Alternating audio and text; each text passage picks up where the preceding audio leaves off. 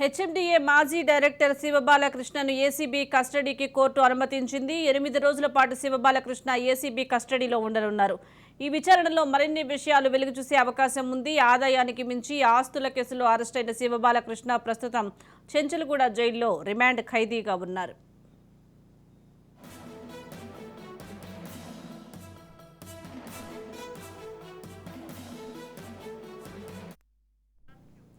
మరోవైపు రెరా కార్యదర్శి శివబాలకృష్ణపై సస్పెన్షన్ వేటు పడింది. శివబాలకృష్ణను సస్పెన్షన్పై హెచ్ఎండిఏ మెట్రోపాలిటన్ కమిషనర్ దానకిషోర్ మంగళవారం రాత్రి ఉత్తర్వులు జారీ చేశారు. గతంలో మెట్రో రైలు చీఫ్ జనరల్ మేనేజర్గా పనిచేశారు శివబాలకృష్ణ. రెరా ఇన్ఛార్జ్ కార్యదర్శిగా కూడా పనిచేశారు.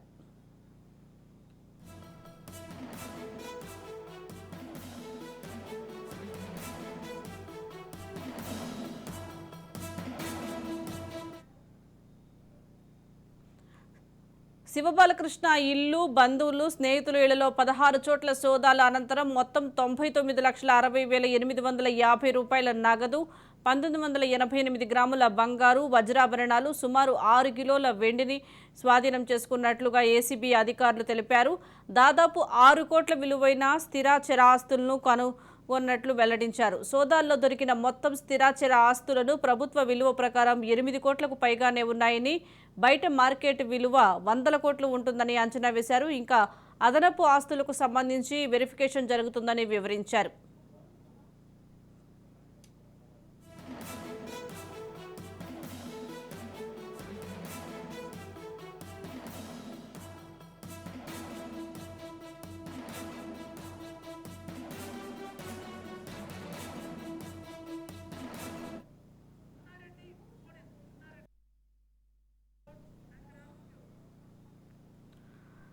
హెచ్ఎండిఏ మాజీ డైరెక్టర్ శివబాలకృష్ణ ఆదాయానికి మించి అక్రమాస్తుల కేసులో ఏసీబీ కస్టడీకి తీసుకునుంది. దీనికి సంబంధించి మరింత సమాచారం మా ప్రతినిధి ఇన్నారెడ్డి అందిస్తారు. ఇన్నారెడ్డి.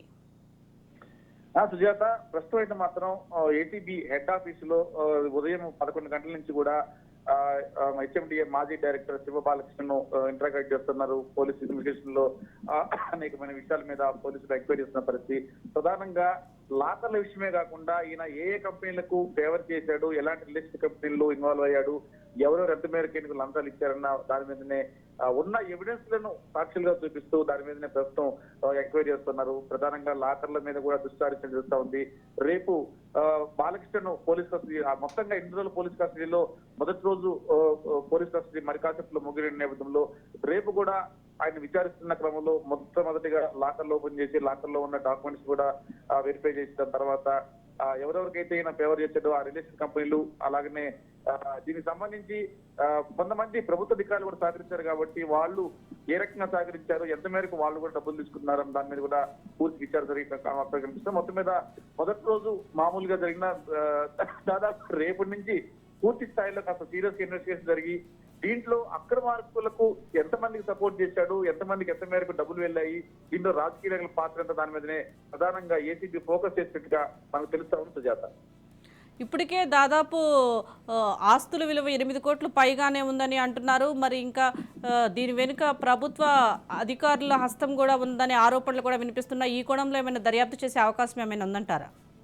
ఖచ్చితంగా చూద్దాం. ప్రధానంగా వీళ్ళు ఇప్పటికే కొన్ని డాక్యుమెంట్స్ సేకరించారు. తర్వాత అక్రమాస్తులు, తర్వాత బినామీల మీదనే కాస్త ఈ రోజు ఎక్కువ ఫోకస్ చేసి ఎవరెవరి మీద బినామీలు పెట్టారు, ఈ ఆస్తులు సంపాదించడానికి ఎక్కడ ఈయన ఈ అక్రమ పద్ధతుల్లో లేఅవుట్ అనుమతి ఇచ్చారు, ఎవరెవరు ఎంత ఇచ్చారు, తర్వాత ఈ బినామీ ఆస్తులు ఎంత, ఎవరిపైన బినామీ ఆస్తులు పెట్టాడు, ఎవరికి ఫేవర్ చేశాడు అని దాని మీదనే ప్రధానంగా ఫోకస్ చేశారు. ఈ రోజంతా కూడా దాని మీదనే ప్రధానంగా ఇన్వెస్టిగేషన్ జరిగింది, విచారణ జరిగింది. ఆ విచారణలో ఇంకా చాలా కీలకమైన విషయాలను సేకరించారు. ఈ రెండో విచారణ తర్వాత ఎవరెవరు ఫేవర్ చేసేదో వాళ్ళని కూడా పిలిపించి విచారించే అవకాశం కనిపిస్తా ఉంది. అంటే గతంలో దొరికిన 9 కోట్లే కాకుండా మొత్తంగా ఇంకా చిట్టా కళ్ళిస్తా ఉంటే చాలా విషయాలు బయటకు వస్తాయని చెప్పని కూడా మనకు తెలుస్తా ఉంది. Sujatha, right, thank you Inna Reddy.